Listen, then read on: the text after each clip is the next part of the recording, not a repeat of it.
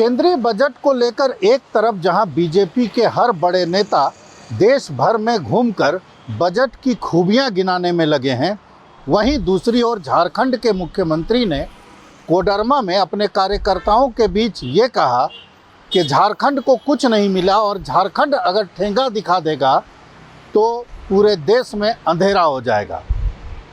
बयान काफ़ी तल्ख था। इस बयान पर बात करने के लिए हमारे साथ बीजेपी के प्रवक्ता प्रदीप जी हैं। प्रदीप जी, मुख्यमंत्री का ये बयान जो है, इस बयान को किस रूप में लेते हैं? क्योंकि बजट पर आप लोग अच्छी अच्छी बातें करने में लगे हुए हैं, मुख्यमंत्री का ये बयान। देखिए, मुख्यमंत्री की पद के गरिमा के अनुसार नहीं है। कल कोडरमा की ही बात छोड़ दीजिए, परसों धनबाद में भी उन्होंने जिस तरह के वक्तव्य दिए कि आउटसोर्सिंग कंपनियां अगर 75% युवा यहाँ के स्थानीय लोगों को नौकरी नहीं दे रही हैं तो उस पर कब्जा कर लो, तो सीधा सीधा मतलब कानून को हाथ में लेने की बात। ये बात पर हम लोग आते हैं। देखिए, मुख्यमंत्री ने जो कहा है आधा सच उन्होंने उजागर किया है, क्योंकि जो भी खनिज पदार्थ है यहाँ से जो अन्य राज्यों को भेजा जाता हो उसका रॉयल्टी मिलता है राज्य को, और एक बड़ा आप कह सकते हैं कि हिस्सा जो होता है उस रॉयल्टी के भरोसे ही यहाँ का खर्चा भी चलता है। लेकिन ये कहना कि हम बंद कर देंगे तो क्या होगा, ऐसा आप नहीं कर सकते, क्योंकि जिन राज्यों के पास जो संसाधन है उसका एक दूसरे राज्य में उपयोग किया जाता है। और मुख्यमंत्री के पद पर रहते हुए इस तरह की बातें कहकर एक आप कह सकते हैं कि केंद्र के खिलाफ विस्ममन जो कर रहे हैं वो, तो अगर वो कहीं कोई कठिनाई है तो बैठ के बातचीत करनी चाहिए। नहीं प्रदीप जी, सिर्फ यही नहीं बोले कि कोयला बंद कर देंगे तो क्या हो जाएगा, ठेंगा दिखा देंगे तो अंधेरा हो जाएगा।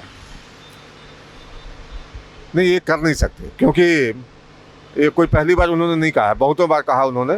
और राज्य के संसाधन पर जिस तरह से भार है पैसे जुटाने का, मैं समझता हूँ कि इस तरह का रिस्क कोई मुख्यमंत्री ले ही नहीं सकता कि कोयला सहित अन्य जो आयरन ओर हो चाहे और भी जो खनिज पदार्थ है उसकी आपूर्ति ही रोक दे। नहीं, मुख्यमंत्री ने एक बात और कही जिस पर आपका ध्यान दिलाना चाहेंगे कि गुजरात और तमाम बड़े राज्य जो है वो उसके लोग चाहते हैं कि झारखंड के लोग बर्तन धोएं, लेबर का काम करें और मजदूर बन करके रहें, ताकि वो लोग बढ़ते जाएं और बिहार झारखंड को गरीब बना करके रखने की ये पॉलिसी है इन लोगों की। भाई, पिछले 6 साल से तो आप मुख्यमंत्री हैं लगातार, तो राज्य में इतने संसाधन उपलब्ध कराइए कि यहाँ का कोई भी व्यक्ति या कोई भी युवा महिला बाहर के राज्यों में काम करने के लिए नहीं जाए।